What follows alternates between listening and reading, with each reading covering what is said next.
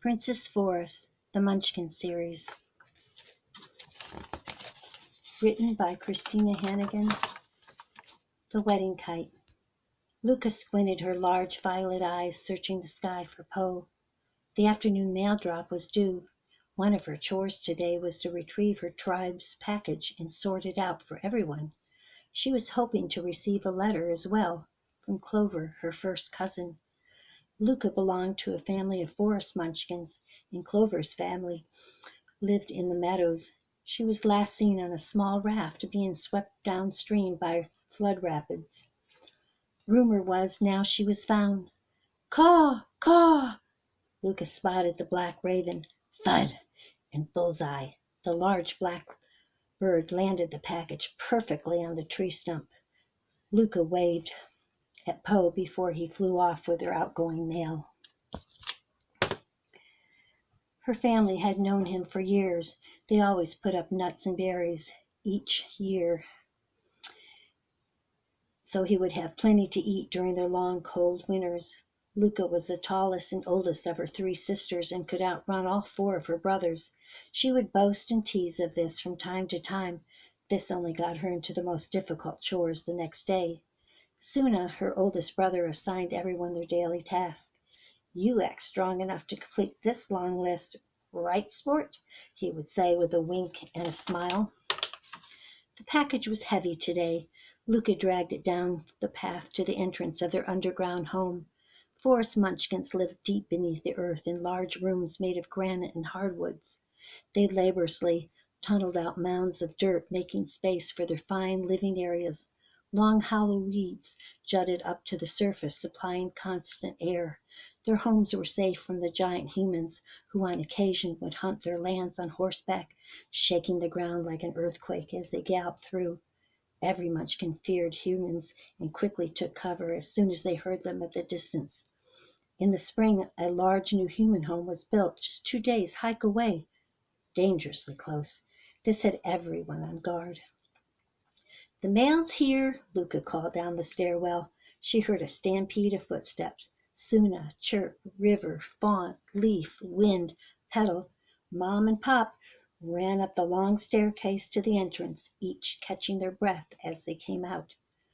Garden magazine, Luca tossed it to her parents, who were delighted and took it to the stone table to start reading.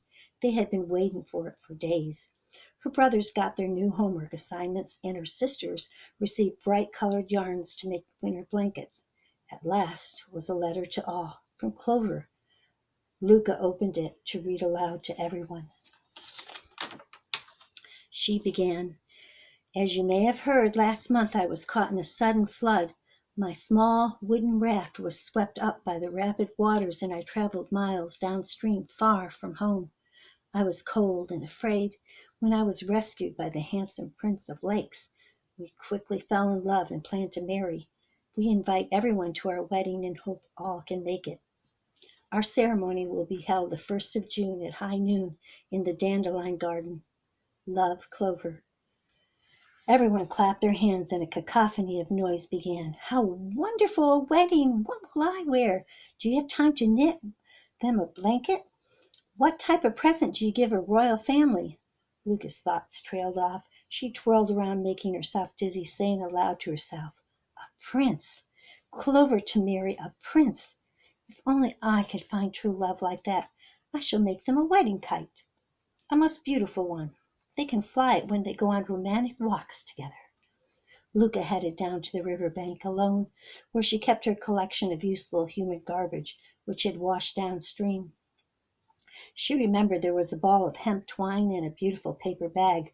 She also kept a jar of feathers, which she had gathered one by one, left by birds who pruned and bathed in the many ponds of water. She carried her supply to the front yard and spread them across the boulders to begin her project. Petal, fawn, and leaf came over to watch her. They knew Luca was very creative and can sew and design almost anything. They sat down in wonder, watching her work. Taking 2 willow branches, Luca began by bending them into the shape of butterfly wings, then cut up and stitched the paper bag to cover it. She carefully painted on a design from paint she made out of berries, holding up the butterfly kite to study in the sunlight. She was pleased. Her sisters jumped up and down. "Let's test it and see how it flies. It's beautiful." Curious herself, Luca wanted to see the kite, wanted to see if the kite would fly well. She certainly did not want to give it as a gift if it did not hold a sail. She added on a tail of feathers and a long string to hold on to. She walked over to an open space with her sisters trailing close behind.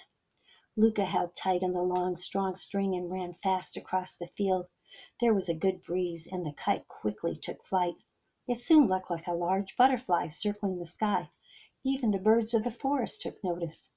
Everyone was laughing and enjoying the moment when suddenly a big gust of wind from the north blew strong. The kite quickly jerked and pulled hard on Luca's hold. She held on tighter, not wanting to lose her perfect kite. In a blink, she lost ground and was swept up into the sky, dangling her feet as she flew. She was headed straight towards a human's house. Luca called out, but her voice was lost in the wind.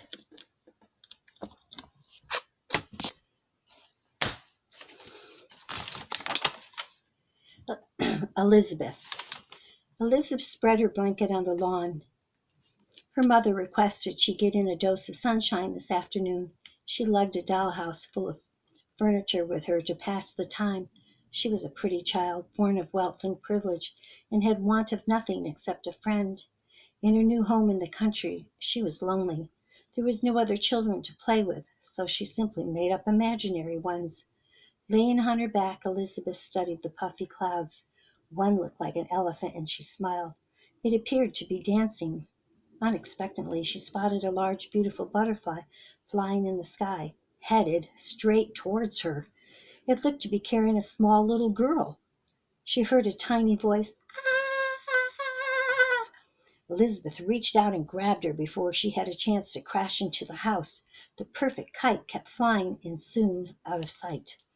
Luca began to tremble, fearful of this immense human child who had long, strange, strong hands wrapped around her. "Don't worry," said Elizabeth in a soothing voice. "I won't hurt you." She tickled her stomach with her finger. Luca did not laugh. She did not understand the human language, but the giant's face did look kind, and she smelled like flowers. "The forest must have sent you to me," Elizabeth began to chatter. "I will take care of you forever. You will wear the finest dresses and jewelry fit for a little princess.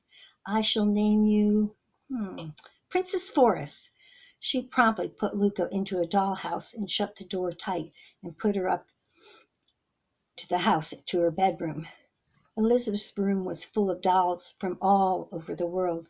She had 10 dollhouses of various style and size. As well, one was a palace filled with grand furniture. "This now belongs to you. It's your new home. I shall grant you 2 servants to wait on you, attending to every need." She promptly placed 2 small French dolls through the palace doors. The new servants were stiff, with blank porcelain expressions, and did not move. She just pretended they were real, but they were only lifeless dolls. She then began rummaging through her collection of doll dresses and jewelry, and found several believed to be perfect for her new beautiful princess. "Elizabeth, dinner's ready," her mother called to her. She darted out the bedroom to the dining area, leaving Princess Forest all alone, feeling far more like a prisoner than a princess.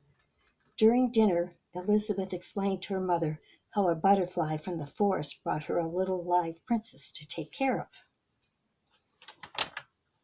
Her mother laughed. "You have quite the imagination, my dear." She was used to her daughter making up stories, and made a mental note that she needed to invite some children over for her to play with.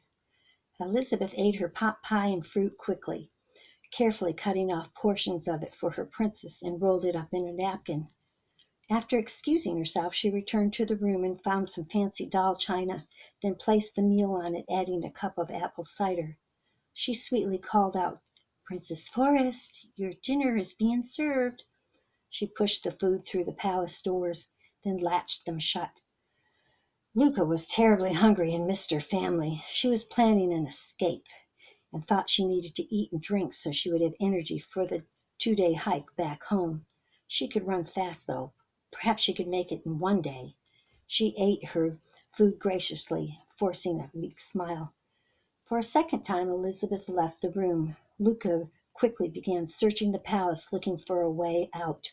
Perhaps she could break a pane of glass. Within a minute Elizabeth returned with a teacup full of soapy water. "Princess, your bath is ready." She brought in a fuzzy washcloth to use as a towel and a lovely little silk bathrobe. She opened the palace doors again, placing the items inside. Clearly this giant did not mean her any harm.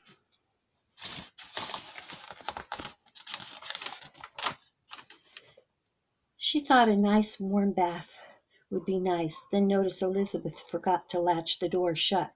She would escape tonight. Elizabeth's mother soon came in the room. "Would you like me to tell you a bedtime story?" She sat on the edge of the bed and told a tale about 3 bears, while holding a book with pictures, then kissed her tenderly good night. It reminded Luca of her own mother, only much, much bigger. Before she turned off the lights, a large orange cat came into the room and jumped into the bed, curling up on a pillow. Though he was purring to Luca, he was huge and dangerous. He might as well have been a mountain lion. There would be no escape tonight. She quietly cried herself to sleep on her new, warm, lovely feather bed. The rescue. Elizabeth awoke and looked out her bedroom window to see the sun shining. She greeted, "Good morning, Princess. We can go outside to look at the trees and search for faces in the cloud while we eat our breakfast out on the patio. It's beautiful outside." Luca got out of bed. She did not understand a word Elizabeth said, but it sounded something like a song. Elizabeth picked up the palace dollhouse and brought it outside, placing it on a table. She peeked in on the princess and saw tears streaming down her face. This made Elizabeth sad as well. She wanted them to have fun together and become good friends. "This palace, all this furniture and clothes are yours. I will always take care of you. Please do not be unhappy." Suddenly the sky turned black. "Caw, caw, caw."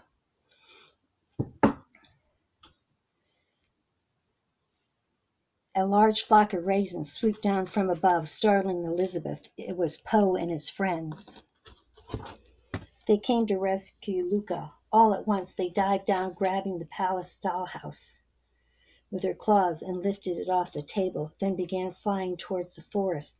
Elizabeth spotted her little princess peering out a window as she grew smaller and smaller with distance. She was smiling now and looked very happy.